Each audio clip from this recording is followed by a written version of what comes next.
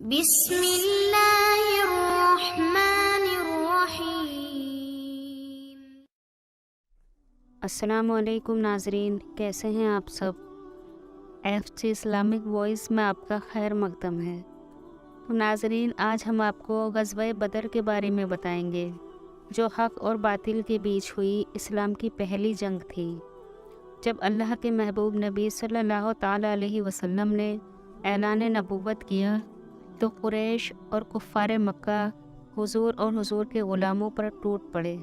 ان لوگوں نے طرح طرح کی اذیتیں، دکھ، مخالفتیں، مصیبتیں، پریشانیاں، کیا کچھ نہیں تھا جو حضور اقدس کے ساتھ نہ کیا ہو۔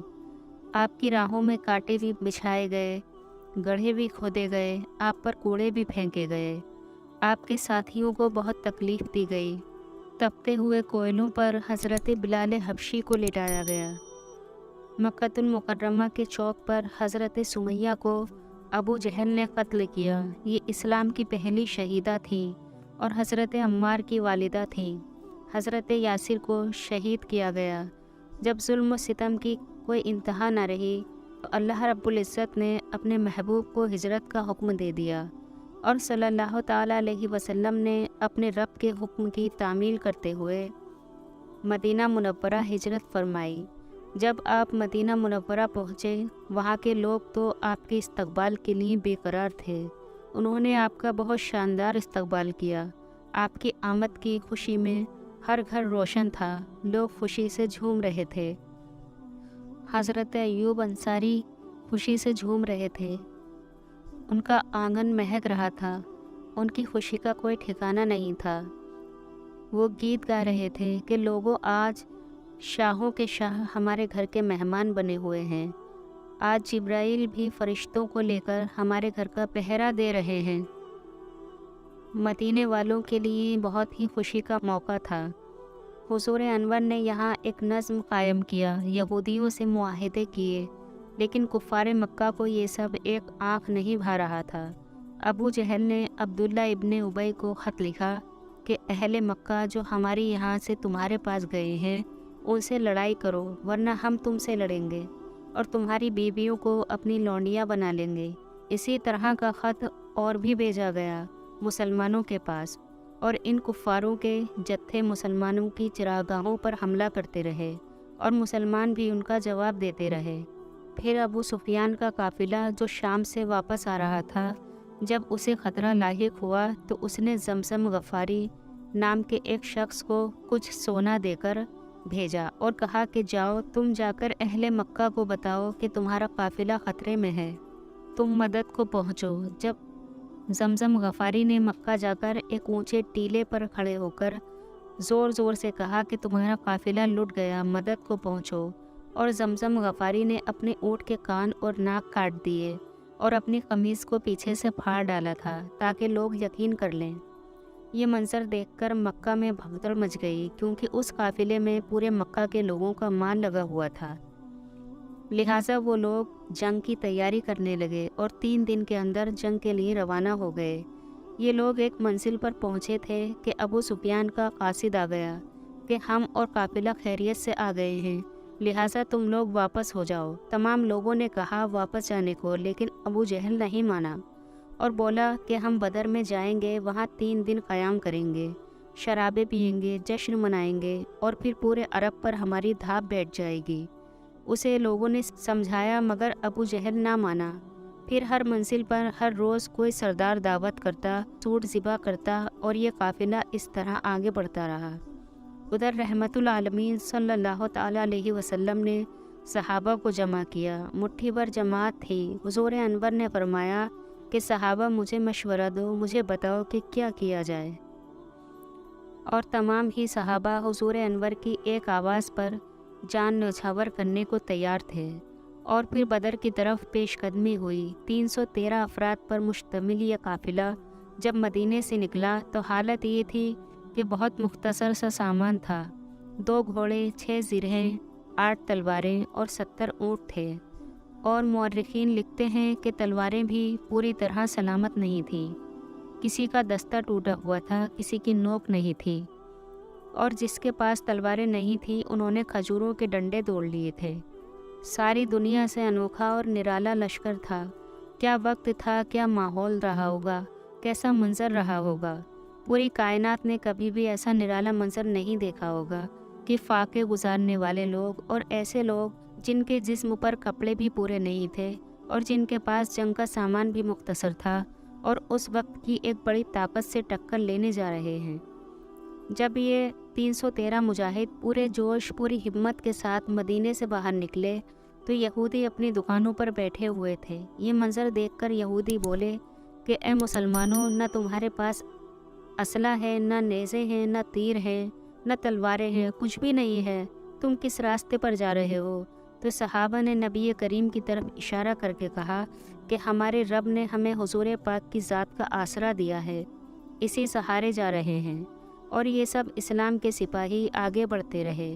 نبی کریم نے 3 لوگوں کے لیے ایک اونٹ مقرر کیا اور فرمایا کہ باری باری اونٹ پر سوار ہوتے رہو۔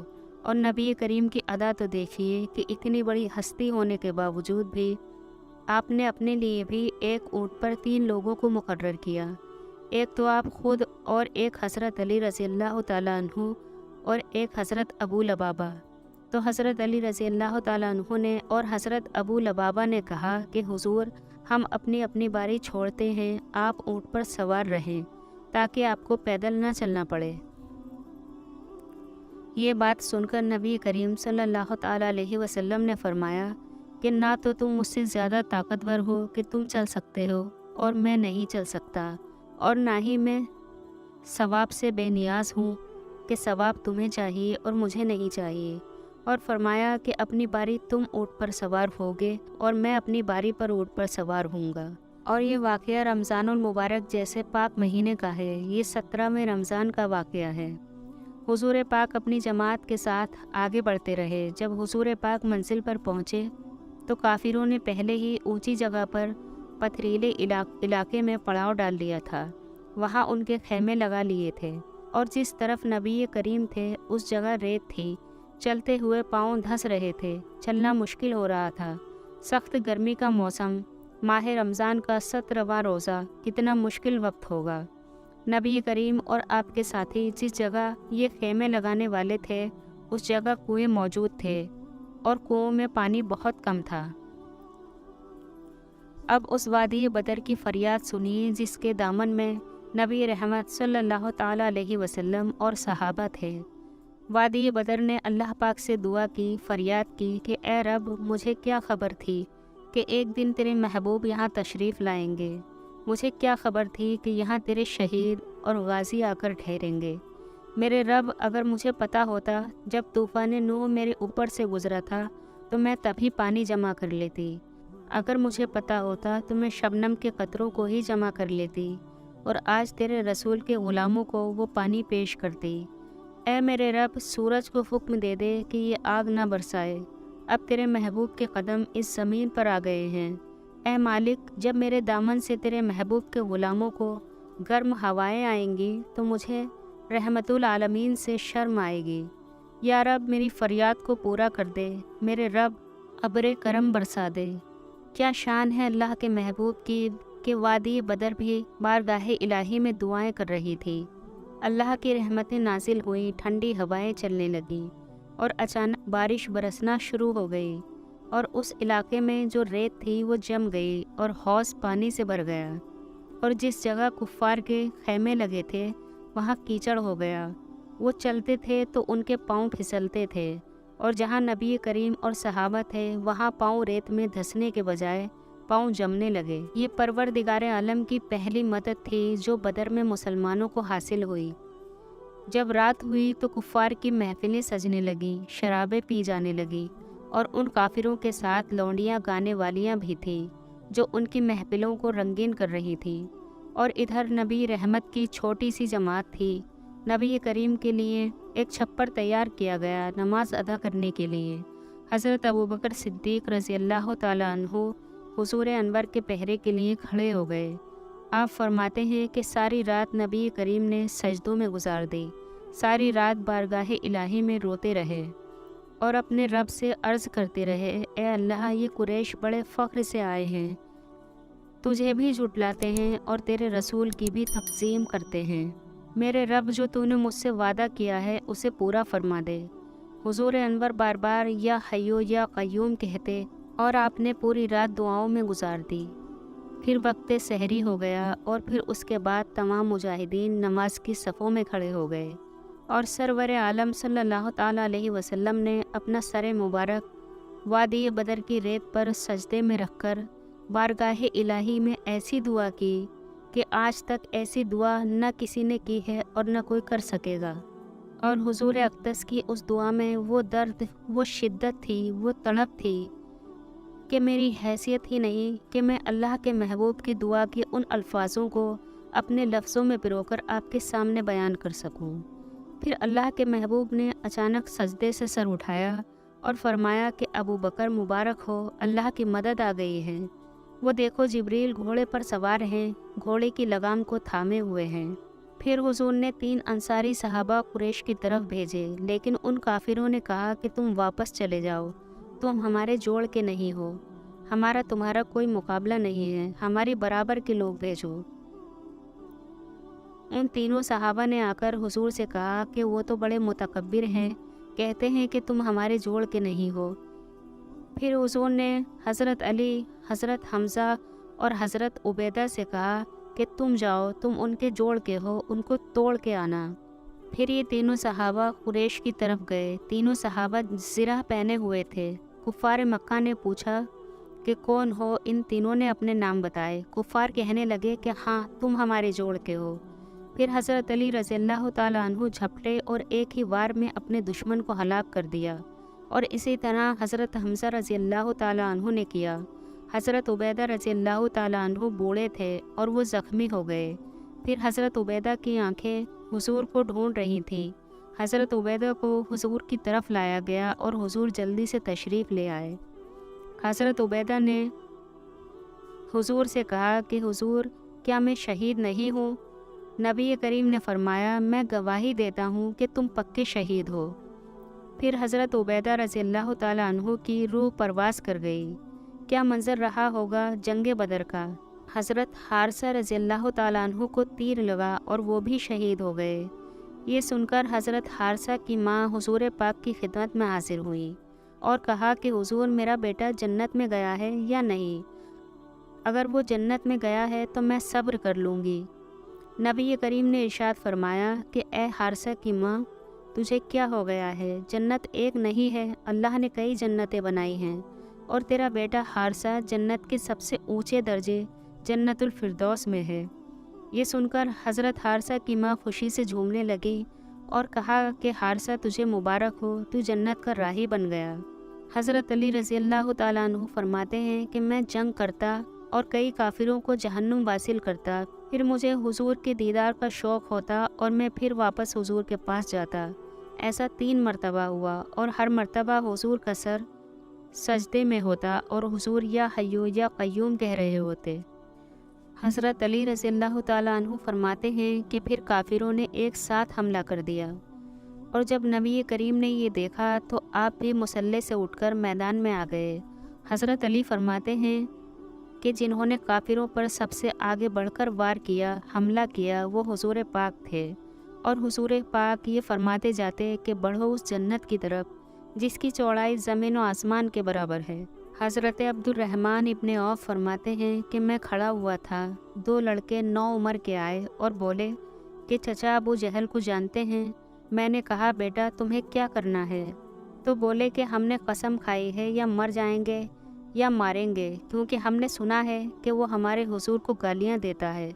میں نے کہا کہ ابو جہل کے گرد تو فوج کا بہت بڑا دستہ ہے۔ بچے بولے کہ یہ دستہ ہمارا راستہ نہیں روک سکتا۔ پھر میں نے بتایا کہ وہ ابو جہل ہے۔ حضرت عبد الرحمن کہتے ہیں کہ ابھی میری انگلی کی اٹھی تھی کہ میں نے دیکھا وہ دونوں ابو جہل کے اوپر جھپٹے اور ٹوٹ پڑے، اور لڑتے لڑتے ایک کا بازو کٹ گیا، لیکن بازو پوری طرح الگ نہیں ہوا، اور اس اٹکے ہوئے بازو کی وجہ سے لڑنے میں دقت ہو رہی تھی۔ تو اس 9 عمر لڑکے نے اپنے ہاتھ کو پاؤں کے نیچے رکھ کر اپنے بازو کو جسم سے الگ کر دیا۔ پھر ان 9 عمر لڑکوں نے ابو جہل کی ٹانگیں کاٹ دی، کیا جذبہ تھا دین کا اور کیا محبت تھی نبی کریم سے۔ لڑتے لڑتے حضرت عکاشہ کی تلوار ٹوٹ گئی تو آپ نبی کریم کے پاس آئے اور کہا کہ حضور میری تلوار ٹوٹ گئی ہے۔ تو حضور پاک کے ہاتھ میں ایک ڈنڈا تھا، آپ نے وہ حضرت عکاشہ کو دے دیا اور فرمایا کہ اس سے لڑو۔ جب حضرت عکاشہ نے ڈنڈے کو لہرایا تو وہ لوہے کی تلوار بن گیا اور پوری زندگی وہ تلوار حضرت عکاشہ کے ساتھ رہی۔ عجیب منظر تھا، حق اور باطل ٹکرا رہے تھے۔ حق اور باطل کے درمیان یہ اسلام کی پہلی جنگ تھی، اور ایسی جنگ تھی کہ میرے رب نے بھی اس دن کو یوم فرقان کہہ کر پکارا ہے۔ اللہ رب العزت نے اسلام کو فتح نصیب فرمائی۔ حضور اقدس نے اللہ پاک کا شکر ادا کیا۔ 70 کفار قتل ہو گئے اور 70 گرفتار کر لیے گئے، اور باقی نے بھاگنے میں ہی عافیت سمجھی، اور 14 صحابہ نے اس جنگ میں جام شہادت پیا اور ہمیشہ ہمیشہ کے لیے جنتوں کے مالک بن گئے۔ پھر حضور پاک نے اپنے 2 ساتھیوں سے کہا کہ آگے جاؤ اور جا کر اہل مدینہ کو خبر دو کہ اللہ پاک نے اسلام کو فتح نصیب فرمائی ہے، اور ان دونوں صحابہ نے جا کر اہل مدینہ کو یہ خوشخبری سنائی۔ کہا کہ لوگوں مبارک ہو، ابو جہل قتل ہو گیا ہے، امیہ قتل ہو گیا ہے، عتبہ قتل ہو گیا ہے، اور ان کے بڑے بڑے سردار مارے گئے۔ منافقوں کو تو یقین ہی نہیں ہو رہا تھا کہ یہ ممکن ہے۔ جب اہل مدینہ نے نبی کریم کی فتح کی خبر سنی تو خوشی سے جھوم اٹھے۔ مدینے کے بچے تک جھومنے لگے اور حضور پاک کی استقبال کی تیاریاں کرنے لگے۔ جب حضور پاک مدینہ واپسی ہوئے، آپ کی تشریف آوری ہوئی تو بہت ہی خوبصورت منظر تھا۔ نبی رحمت کے چہرے پر توانیت کا نور تھا، آپ کا چہرہ انور چمک رہا تھا، پورا مدینہ خوشی سے جھوم رہا تھا۔ ایک مٹھی بھر جماعت کو اللہ رب العزت نے اتنے بڑے لشکر پر فتح نصیب فرمائی، کیونکہ اس جماعت کے اعمال نرالے تھے، وہ نیک لوگ تھے، اللہ کی رضا پر چلنے والے تھے، جس کے سبب اللہ نے یہ مدد فرمائی۔ اور آج ہم دنیا میں 1.5 ارب کے قریب ہو کر بھی کمزور ہیں، حقیر ہیں، ذلیل ہیں، رسوا ہیں، کیونکہ ہمارا ایمان مضبوط نہیں، ہمارے اعمال اچھے نہیں۔ آخر کیوں ہمیں یہ فکر نہیں کہ میدان حشر میں تمام عالم کو پالنے والے پروردگار کے سامنے پیش ہونا ہے؟ کیوں جھوٹ بولتے ہوئے ہمارے ضمیر نہیں کانپتے، جبکہ اللہ کے محبوب نے فرمایا ہے کہ میرا امتی جھوٹا نہیں ہو سکتا؟ تو کیا ہم نبی کریم کی امتی کے درجے سے بھی خارج ہونا چاہتے ہیں؟ کیوں ہمیں کسی کو دھوکہ دینے سے پہلے خوف محسوس نہیں ہوتا؟ کیوں کسی پر ظلم کرنے پر ہمیں ڈر نہیں لگتا، ہمارا دل نہیں کانپتا؟ کیوں ہم دولت کے غلام بن چکے ہیں؟ کیوں ہمیں اس بات کی ذرا بھی فکر نہیں کہ اللہ کے محبوب صلی اللہ تعالیٰ علیہ وسلم نے ہمارے لیے کتنی قربانیاں دی ہیں، کتنے آنسو بہائے ہیں؟ کیوں ہم یتیموں کا مال کھانے سے پہلے، ان پر ظلم کرنے سے پہلے ذرا بھی نہیں سوچتے؟ اس کی وجہ یہ ہے کہ ہمیں اپنے رب کی ناراضگی سے ڈر نہیں لگتا، ہمارے دلوں پر گناہ کرتے کرتے سیاہ رنگ چڑھ چکا ہے، اور یہی وجہ ہے کہ ہمیں آخرت پر، میدان حشر پر، قیامت پر یقین تو ہے، ایمان تو ہے، مگر ان سب کی فکر نہیں ہے کہ ہمیں اپنے رب کے سامنے پیش بھی ہونا ہے۔ اسی لیے ہم اپنے اعمالوں کو درست کرنے کی کوشش نہیں کرتے، تو پھر ہمیں اللہ کی مدد کیسے نصیب ہوگی؟ پھر تو ہمیں دنیا میں رسوائی کا سامنا ہی کرنا پڑے گا۔ اللہ رب العزت ہمارے اعمالوں کو درست فرما دے، ہمیں گناہوں کی دلدل سے نکال دے، ہماری نسلوں کو راہ مستقیم پر چلا دے، آمین۔ تو آج کے لیے بس اتنا ہی، انشاءاللہ اگلی ویڈیو میں پھر حاضر خدمت ہوں گے۔ اللہ حافظ۔ چینل کو سبسکرائب کریں، ویڈیو کو لائک اور شیئر کرنا نہ بھولیں۔